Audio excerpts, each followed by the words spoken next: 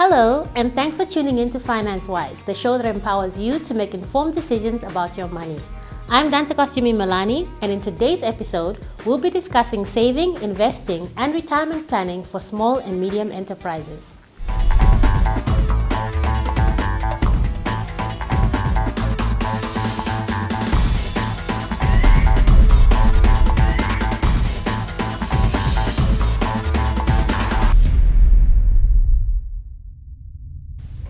Running your own business brings many challenges and rewards. Once small and medium enterprises advance to the stage where they actually start turning a profit, the entrepreneurs have to consider their options regarding savings, investments, and retirement. Most large corporate employers provide retirement benefits to their employees. However, SMEs need to investigate and select the best investment options for themselves and are often also expected to provide information and advice to their employees. Retirement options are an important topic for everybody, whether formally employed or not. This is because private retirement investment on top of company or state-provided facilities is in most cases necessary in order to retain your standard of living in retirement. Today's episode on saving, investment, and retirement planning for small and medium enterprises is sponsored by the Financial Literacy Initiative. As you know from our previous episodes, the Financial Literacy Initiative was officially launched in March 2012 in order to improve financial education and consumer protection. The FLI was rolled out in the Commerce, Irongo, Northern, Southern, Caprivi, and Kavango regions during 2012. Good business and cash flow management practices eventually lead to small and medium enterprises having the ability to save money on a regular basis. These savings can be categorized into short-term and long-term investments, depending on cash flow and the capital expenditure needs of the business. The entrepreneur also needs to provide for his or her retirement, which is also a form of long-term investment. Now let's see what local individuals and SMEs have to say about saving, investing, and retirement planning.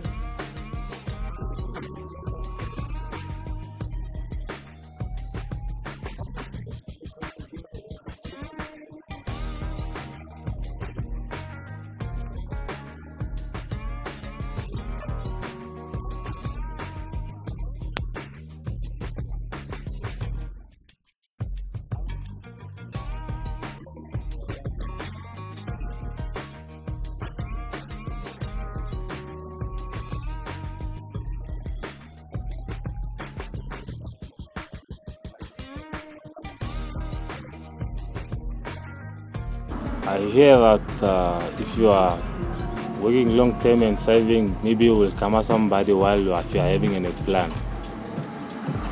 Name one investment vehicle that you know of. It's simply like a tax. What comes into your mind when you think of retirement? If you are retired, like let me say, especially like sometimes you are working, but you cannot make something. But while you are retired, then you will come out do something else.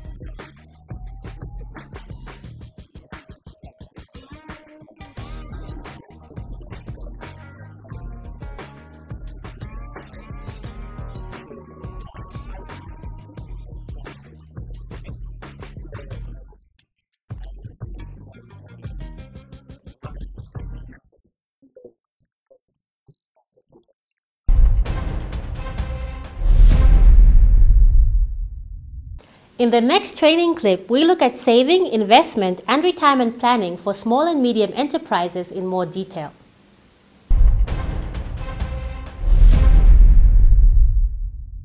Saving is simply income minus consumption or expenses.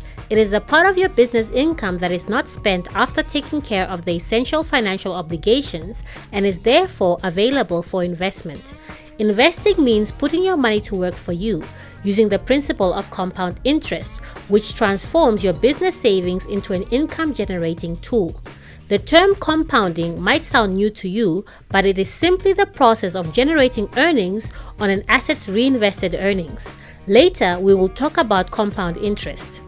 This is the process of interest earning interest. Saving and investments can be either short-term or long-term. It is important to establish what you are saving or investing for. Defining your investment goals in advance will assist you in making decisions on where and for how long to invest your money. Retirement is one such investment objective or goal. Retirement is the point where a person stops employment completely and therefore is no longer receiving a regular income or salary from employment. In order to put your retirement plan on track and keep it there, you need to master two basic financial principles. Timing is everything, as it enables compound interest. Retirement is a long-term goal. Whether you are just starting your career or counting down your final years until retirement, one of the key investment allies is the concept of compounding. This is because your interest and profits build on profits automatically. For example, let's say you invest 10,000 Namibian dollars in an investment that pays 8% annual return. You will have 10,800 at the end of 1 year.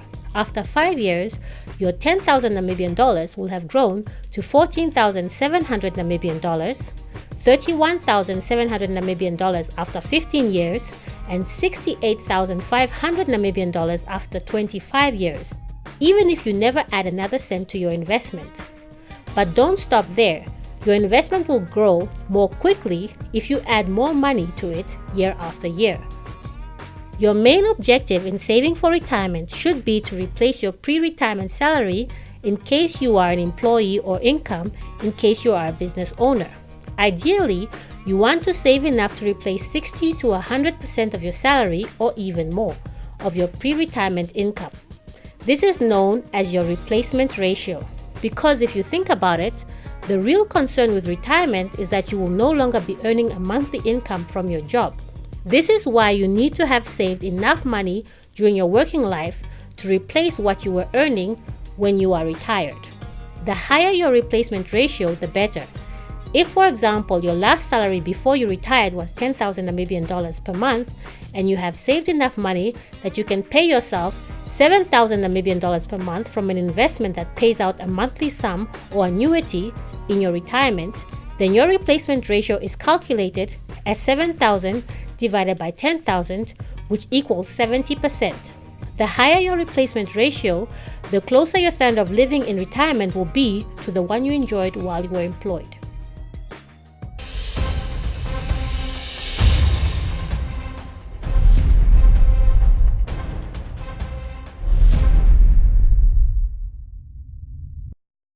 There are several investment vehicles available in the Namibian market for SMEs to choose from in investing the money from their enterprises.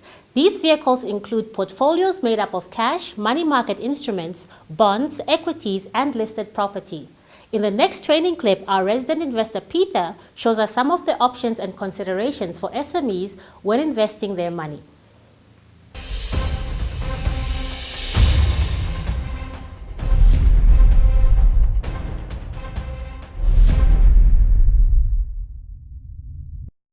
When saving for retirement, it is important to understand that all investing involves some risk.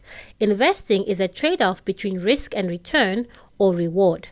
A willingness to take some risk with your money today may provide you with the chance to earn a bigger return in the future.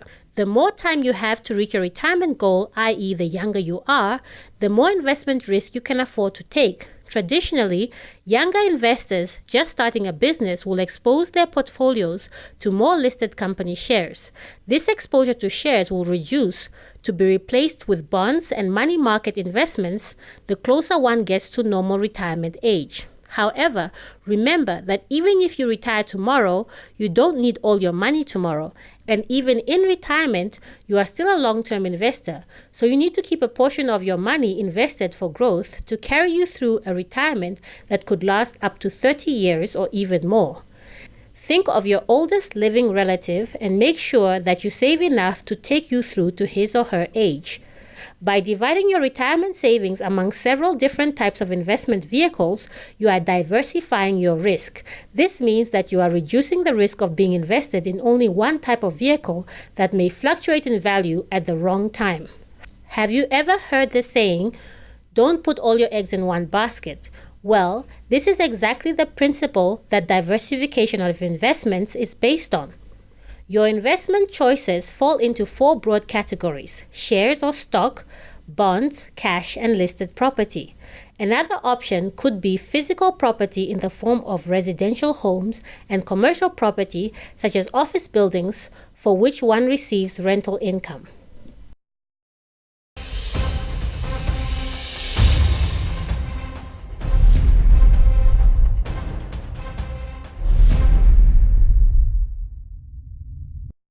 We asked some FLI platform partners to give us their views and advice on saving, investment, and retirement planning for small and medium enterprises. See what they had to say in the next clip.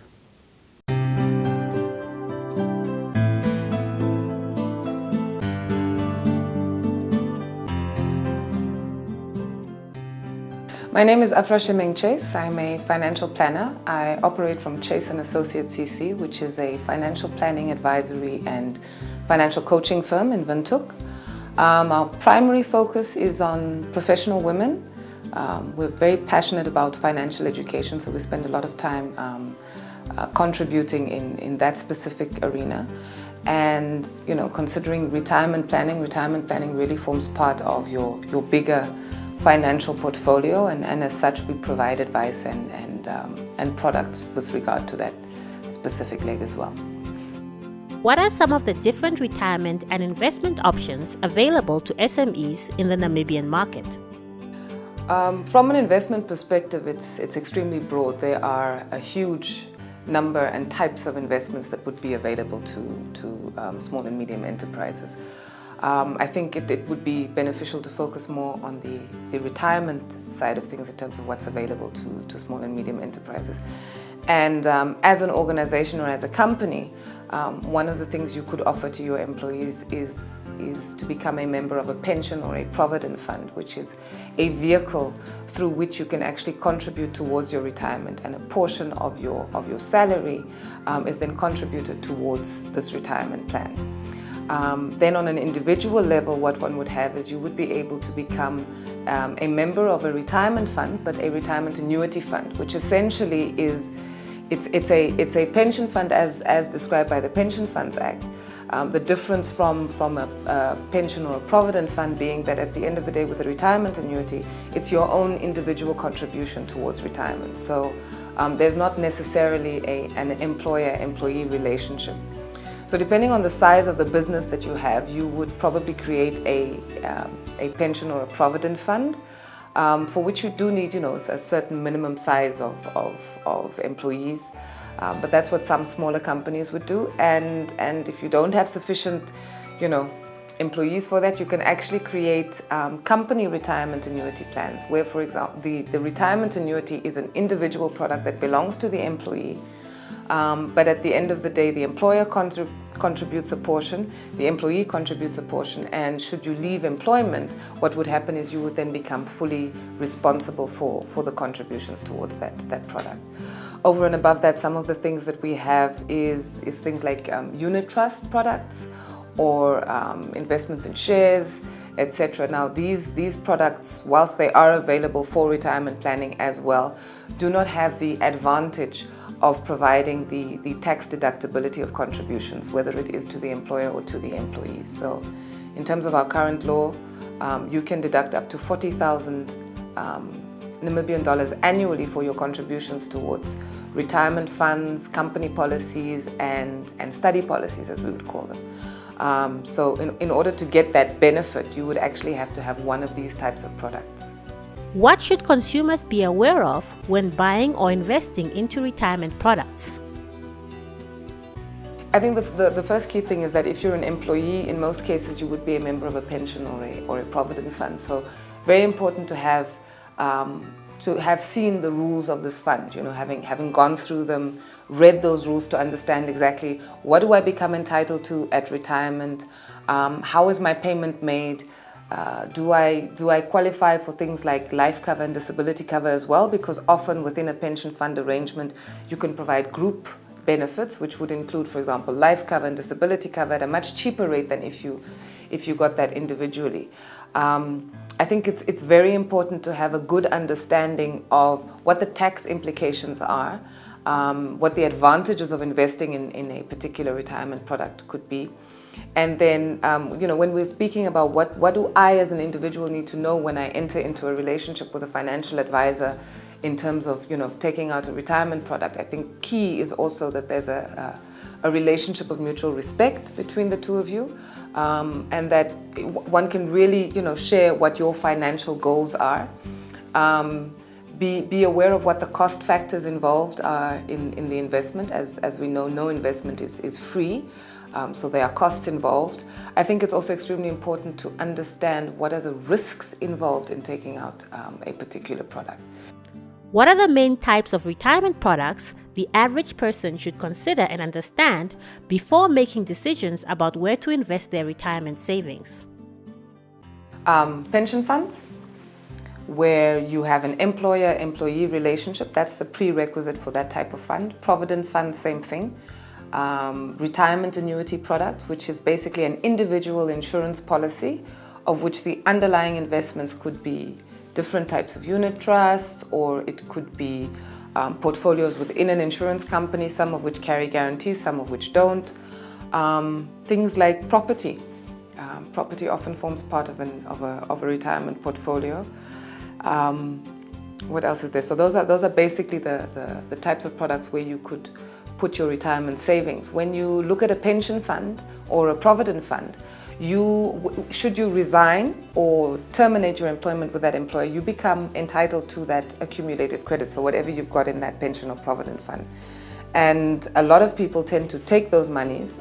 They are liable for tax on those monies, but they tend to use those monies either to go and pay off debt at that point, or whilst they're waiting for the next employment, that's how they manage to cover their expenses. That's something we really do not advise, because at the end of the day, what you end up with is that you are eating into the retirement money that's actually meant to fulfill your retirement plan. So all those contributions that you've made towards retirement fall away, and you're starting from scratch with your new employment. That is not something that is an issue when you have a look at a retirement annuity policy, because that one, once you become a member, you stay a member until you are at least age 55. In other words, you retire. Or if you become disabled earlier than that point, that's when you can take access to these funds. In the case of pension funds and retirement annuity funds, at retirement you get your 1/3 tax-free and in cash. Your 2/3 you use to purchase what we call a compulsory annuity. So that's like a pension that pays you for the rest of your life. With a provident fund, at retirement you get that total accumulated credit in cash. So your 1/3 is still tax-free, your 2/3 is still taxable, but you're getting all the monies, and it's basically up to you to go and plan what you're going to do with your finances. What should entrepreneurs be aware of as far as retirement is concerned? I think one of the big things about entrepreneurs is they go out there and they make huge plans, and they really run their businesses and put all their energy into that. And I think initially what they also do is they tend to put all the monies back into the business, and they tend to forget about themselves. So I think something that's key for them is to actually be clear from the word go that their retirement planning is extremely important, and that from when they start their businesses, they should be contributing towards their retirement, however they choose to do that. In some cases, of course, it really makes sense to have a look at what the tax advantages are, especially when you're running your own business. But it's really key to put something away. I know that initially when we start businesses, we're concerned about cash flow, we're concerned about keeping the business going.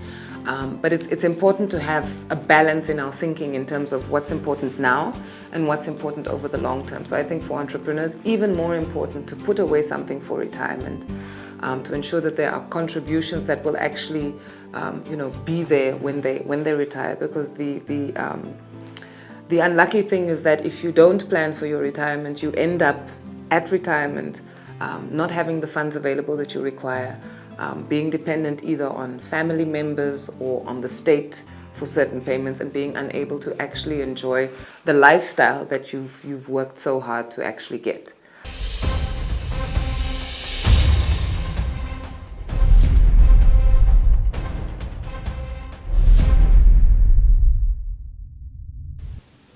We also talked to some local SMEs to get their views and experiences with regards to saving, investment, and retirement planning.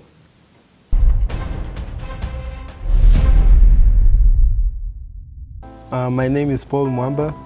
I am the CEO of Asante Sana Enterprise at Junior Achievement, and I just matriculated this year. What type of business are you involved in? We are involved in 3 major sectors. We do marketing and advertising for small SMEs. We also do printing of T-shirts and documents for companies, and we also do craft work for tourism. What financial challenges did you face while running your business? Well, we faced a few. The first one was lack of experience how to manage finance in the business, and most of the managers in the company were not familiarized to the whole financial concept. How have you overcome some of those challenges? Well, we rotated some management. We shifted the finance manager and placed at another position just to see if the other person is better, and yes, it actually helped. Where do you seek advice about financial and money matters? Whenever we are having finance problems, we run to the Junior Achievement, because they are the ones that introduced us to the whole financing and marketing problems and how to sort it out. So we normally come to them for advice, and they've been quite of help. Do you think there are enough facilities in Namibia to assist young people with financial education? Well, I don't think so, because in our communities we see a lot of young people with great ideas, with great businesses, but they keep on going down the drain because of finance, and they lack finance education, and they are not familiarized to the whole financial concept. So I don't really think so.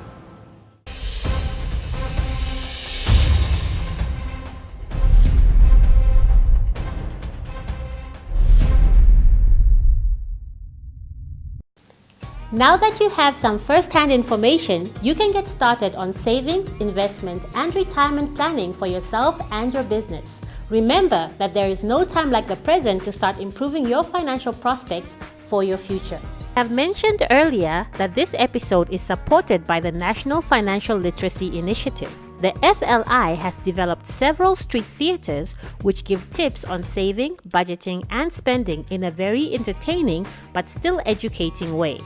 For additional information on the initiative or on saving, you can fetch one of these FLI booklets or posters at the Ministry of Finance in Windhoek, or download the FLI booklet on the website below.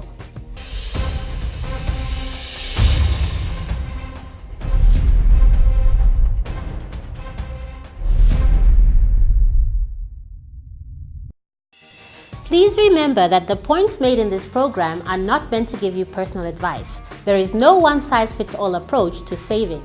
The point of this program is to give you a more tangible look at how a business person or individual might implement the ideas discussed. There are many other alternatives out there, and we strongly encourage you to explore them and see what works best for you.